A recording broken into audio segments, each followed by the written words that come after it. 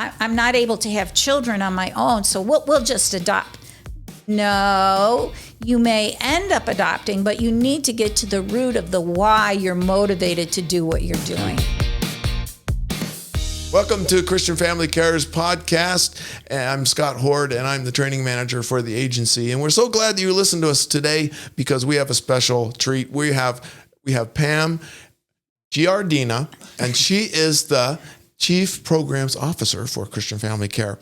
You know, foster care adoption, it's not easy. It's challenging. It can be difficult, but it is also the most rewarding thing you will ever do.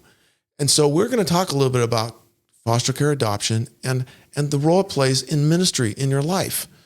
Foster care adoption as ministry. So Pam, thank you for being here, and tell us a little bit about yourself and then why this is such a passion for you. Well, thanks, Scott. It's good to be here. I've been at Christian Family Care 28 years, and I've served in a lot of roles. I was a pregnancy counselor, a foster care worker. I worked in adoption. I worked in the counseling department.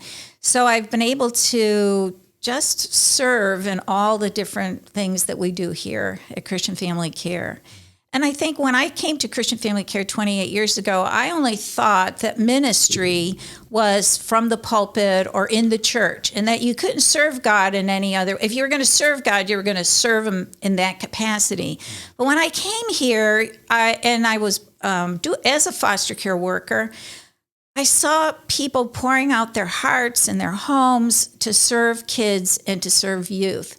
And I began to see, wow, people have ministry gifts and they're using that to serve really vulnerable children. And so my mind started to shift about, wow, every ordinary people that live in family, that have the gift of family and are called by God could serve Him in that capacity, because we have a world of hurting children. And a lot of people would say, well, we want to put our money where international ministry is, with the kids across the sea.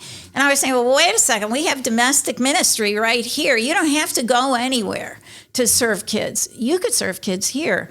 And the gift of family is a gift that is eternal. I mean, the way God designed marriage and family, that's a gift, and that's a gift to mankind. And our kids that are in this system are pretty vulnerable, and they don't have that opportunity. They come to us because they've experienced trauma or neglect, and so we're giving them family. And so that's ministry, that's serving. Everybody's called to minister to the Lord in some capacity. There isn't anybody that isn't called.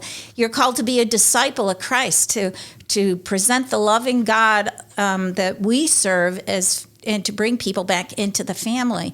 So for foster care and adoption, to me, over the years, I've just seen that this very unique ministry call has just really helped and served children, and that's God's heart, to take care of the orphans, to kids that are removed from their families, and either through temporarily while parents are getting their lives back together, or through the permanency of adoption. And really, they serve God. They're taking what they have and they're serving the Lord with it. These are their gifts, the gift of family. We have family.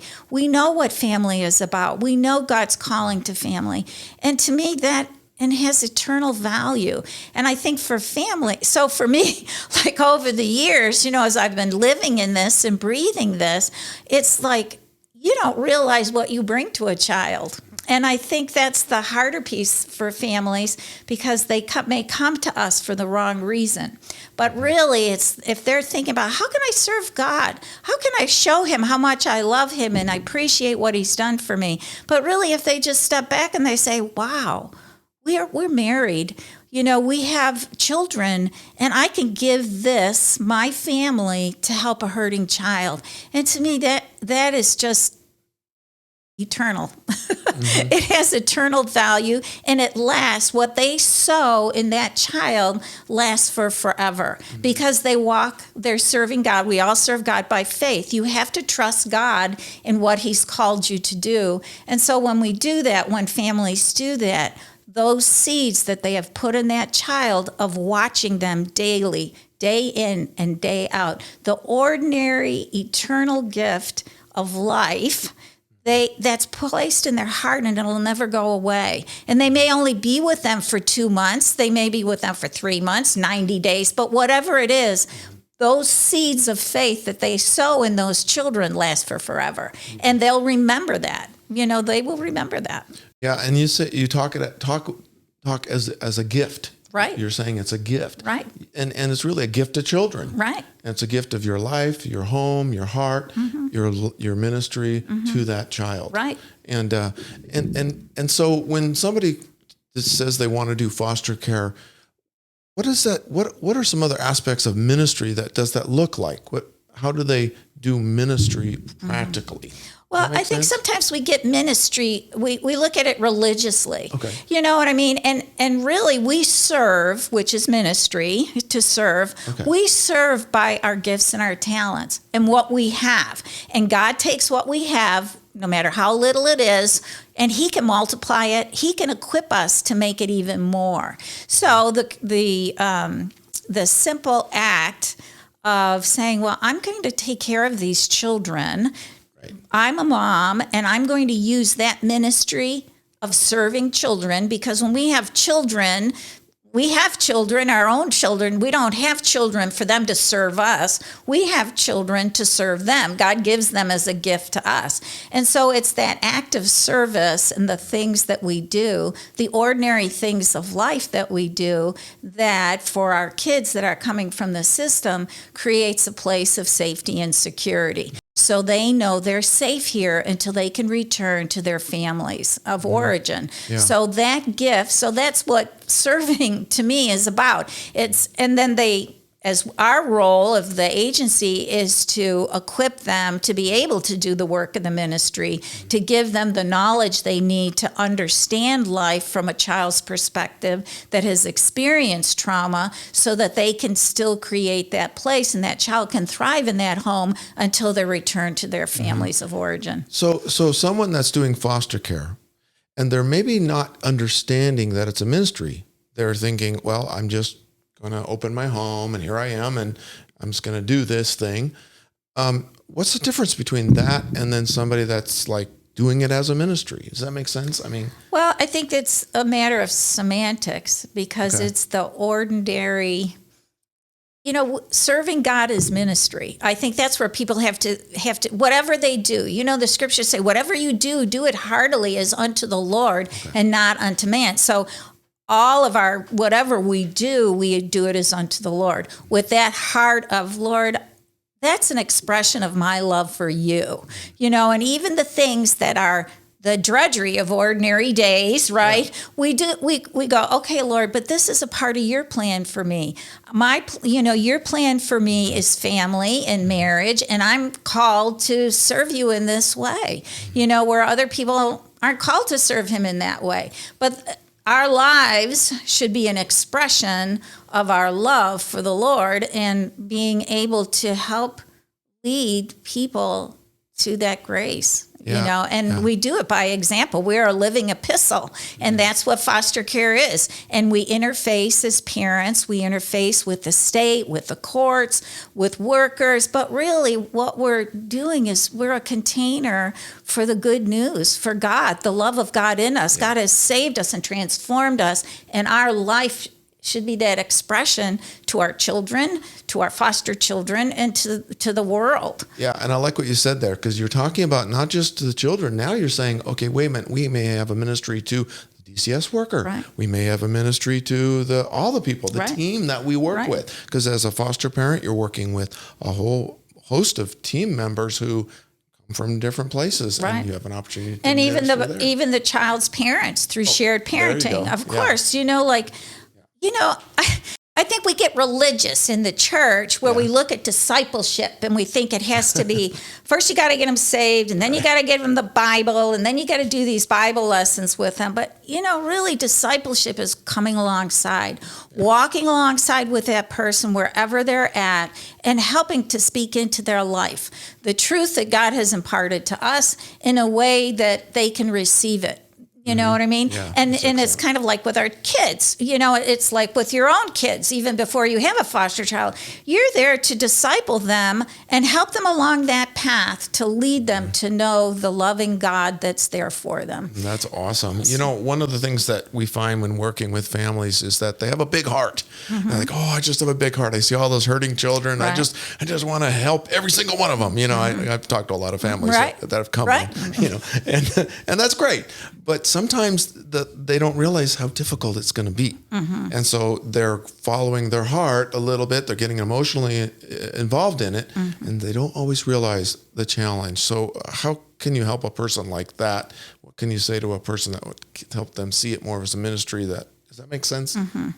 Well, I think families, it's their journey, their faith journey, and our emotions. It is emotional. It's very emotional. Yeah. I mean, children are coming into their home. They can't do ordinary life, because they've never learned ordinary life. And that's hard for them. And they don't act like our kids that we've trained up. They don't know how to anticipate, and they're triggered by things. And, they're pretty emotional.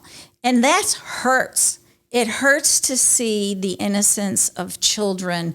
It hurts. And so I think for anybody thinking about doing the foster care ministry, you need to really have a good relationship with the Lord. You need to be able to know that He has asked you to serve in this capacity. And you need to remember that you need to go back to that. You can't just do your life without the Lord. It would be like anything you would do. Everybody's called. Some people are called into the marketplace. To me, it's really important that you have a relationship with God and His Word. And that's the place. That's the anchor for your soul when your emotions go off the charts. When the pain of this world and the tragedy that you experience is touching you personally. Jesus withdrew. He was touched by the pain and suffering of the multitude. And He just didn't keep working in there and working in there. No, He stepped back and He spent that time with His Father to be able to recharge and to be able to continue to do the work. Life is messy and it's painful. And for our kids that have no language to be able to express the pain that they're in, they do behaviors and things that just aren't like kids that have been raised in a with stable parents. So I think for our families, that when the emotions get really high and intense, they have to go back to that place where, Lord, I know You called me to do this, but I'm feeling really vulnerable and I'm running out of grace to be able to do it. Yeah. And I need to remember that Your grace in those times superabounds to me to be able to continue to do this work. So you're saying you have to have a strong relationship with God. You has to be strong and active and vibrant.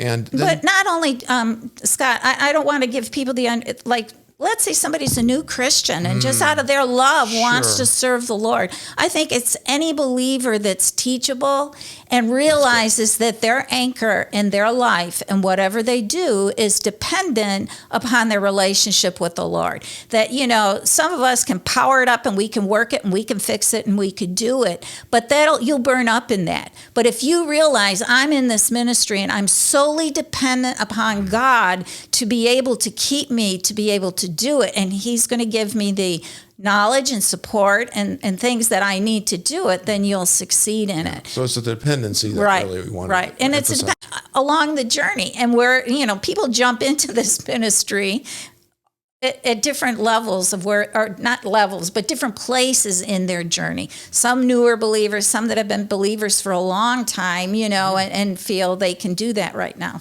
Yeah, and you also had some other questions that people should consider, when they're looking into this as a ministry. Tell us a little bit about some of those things. Well, I think over the years, what I've experienced a lot of times, this is the stories that I've heard, is that, my kids are gone to school and my husband's working and I just don't know what to do with myself. And I just want to take in kids. Okay. But and that may sound good, but foster care is not to meet an unmet need for you, whatever that need might be. And even like to do your good works before God. God does not need your good works. He needs those that are willing and submissive to him to answer the call. So I think you have to be in it for the right reason, to serve kids without getting anything back. Not expecting these children to do anything but be who they are and allow them to be who they are. And then the other thing I think that's really important, it's a husband and wife ministry because children need dads. And so the dad, and even if he goes to work, it's like if you have children of your own, the dad's role is very important. And for our kids coming into foster care, they're important. That's an important role. So it's important for husbands and wives to be on the same page, that they both heard the Lord to serve him in this way. I think that's really important. And then to realize that this is ministry for them, and there might be other things, other distractions that they might have to let go of because it's bringing that ministry right into your home. You don't go away from it. It's there 24/7, 7 days a week, 365 days of the year that you're serving these children in that capacity. Now, we have supports in place to help them do that, but I think the expectation is that God wants me to focus all of my attention and energy on this. And if I do other things, these children are my priority because this is what I've been called to. An example for me is I used to run a women's Bible study before I was called to serve here. And then I was called to serve here. And something had to give. I couldn't be both. So I had to say, okay, where is this ministry? And so I had to discern, where is God calling me? So I had to put all of my heart, all of my time, all of my talent in serving him in this ministry. Of course, my first ministry is to my family, to my husband and my children. But in this ministry that I was called to serve in, I had to say, okay, Lord, you have to help me prioritize here. Yeah, so you're saying that it's important to have the husband and wife be together as a team partnership together. And also that you might have to prioritize things. Some things may have to give. And then what about also if you have children? How can the children be involved in this ministry? And that's a great question. Is that a factor? Yep, that's a very good question. And over the years, when we study families to become parents, we ask children, how do your children feel about this? Are they willing to share you? Do they feel, in your connection with your children, where are they at with that? And I've seen people go, I have to serve these kids, I have to serve these kids. And as their children get to be 17 and 18, they leave because they're fed up with their parents' ministry because their needs weren't getting met. So I think that's part of the learning process that as families go work with us through training and through our home study process, I think that's how do we talk with our children about this ministry and the impact that this ministry is going to have on them? So I think it's a matter, like you said, of saying, even though you receive children in, you have to reprioritize your ministry to your children so they feel that they're not being left out because these children came in and these children may disrupt the the stability in the home. Yeah. But that's something that sometimes parents don't, well, my kids, that'll be fine. They won't care. You know what I mean? And then we have children telling us when we interview the children that they don't want to share their parents. I don't want to share my parents with anybody, the 8 or 9 year old, because they get it. I'm going to have to share a bedroom with someone. I'm not so happy about that, you know? So, and then we have to go back to the family and say, did you talk to your children about this? And, I've seen families that have sat down with their children. They've talked about it a lot. And they explain to them what you're saying, that this is a ministry. And hey, this is going to be great. We're going to be able to really reach out and minister as a family. We're giving our family as a gift. And another thing, here's another issue that I think sometimes comes up, is that some people go get into foster care. Know that their heart is right and they want to give back, but really maybe they need, I just need a baby in my life, or I just need, you know what I'm saying? Right. Sometimes that can be it trips people up a little bit because they miss over the ministry part and they see how's that going to help me? Does that make sense? Well, it's just exactly what you said. I need a baby. Yeah. Well, why? Yeah. Is God really calling you that void? Why do you have that void? Understanding that. And there are foster parents that are called to serve infants. But with calling to serve infants, that's very painful when you connect with those infants and allowing them to go back to their families of origin. Yeah. And so that's hard. And that's part of discerning, what are you in here for? Exactly. That's what I was going to say. What can I give this baby? Yeah. What can I give this baby? And can I let this baby go when it's time for this baby to go? Right. But if I'm thinking, I'm trying to build my family, that's not the reason you do foster care or you do adoption. Well, I'm not able to have children on my own, so we'll just adopt. No, you may end up adopting, but you need to get to the root of the why you're motivated to do what you're doing. Okay, good. Yeah, yeah. I thought you might have something to say about that. Because, it's not about finding a kid for your family. It's finding a family for a child that will love them and be there for them. That's excellent. Well, how about the family that is already involved in foster care? They've been working they've been doing it for a couple of years. They've been working hard. They've been kind of beat up. They've been tossed around. They're tired. And maybe they've lost that fresh focus of ministry. What can you say to that person? Talk to that person a little bit, and how you can help them. Well, they're weary and well-doing. It's any ministry. It's any ministry where anybody serves. And I think when people realize, I'm in the ministry, what does that mean? So when you get weary and well-doing, where do you go? You have to go back to the call. You have to go back to the person that put you in ministry, that said and gave you and your husband the assurance, this is what I want you to do. Yeah. And it's like the missionary that comes off the mission field. They have furloughs. There are furloughs that missionaries take, and it's kind of like our foster families and our adoptive families, that they need a time of respite. They need a time to just regroup and recharge. So it's a little different between foster care and adoption, because you can't just, if you've moved into the ministry of adoption, that's a little different. But with the ministry of foster care, you do have that respite where you can. But even in adoption with our children from the system, that's why you have your family and friends. You have that place of support. Right. And even if you don't have children in foster care and adoption and regular, your own biological children, you take that time away where you as a couple can regroup and recharge. But I think a lot of times in weariness, because I've seen a lot of weariness in ministry and even in staff or things like that, you have to go back to your foundation. You have to go back to your place of relationship with the Lord, because He is the strength of your life. And you can run the race with endurance when you're connected to the grace of God. You can do that. And that doesn't mean you don't get weary, because you do get weary. Like if you're a marathon runner or things like that, you sometimes you have to walk. Sometimes you have to step back and you can't run as fast and you have to walk. But it all goes back to spending that time, going back to the anchor of your soul, which is the Lord, and then getting refreshed there and getting around people that can encourage you and inspire you to keep moving forward. Yeah.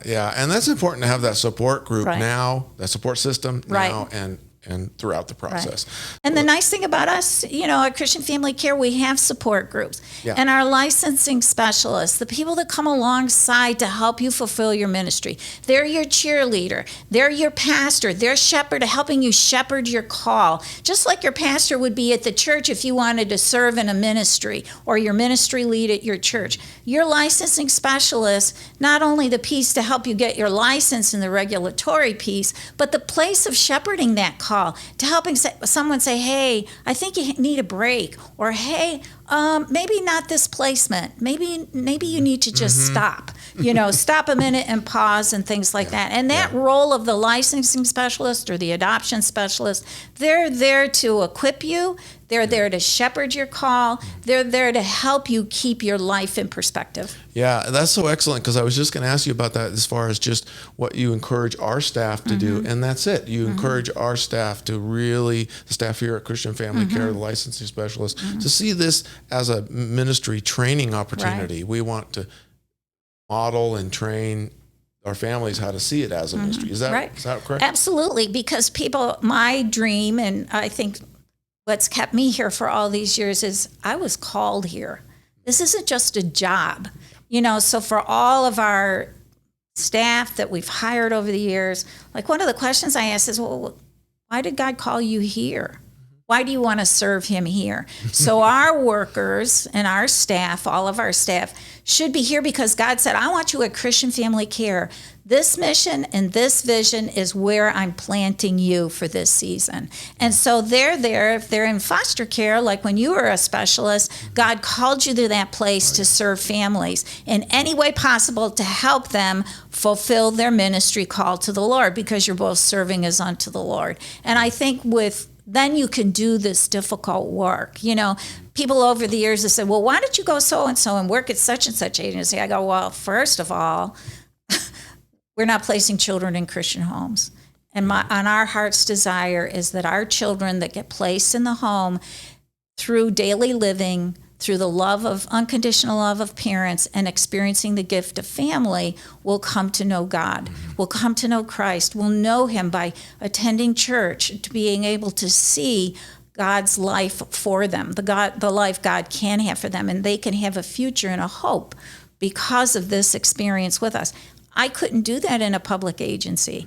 I couldn't send a Christian worker, you may or may not, somebody to pray with you, someone to share scripture with you, someone to help you discern the messiness of life and where is God in all of this? You know what I mean? So. Yeah, that's really unique about Christian Family Care. Right. So that's really cool.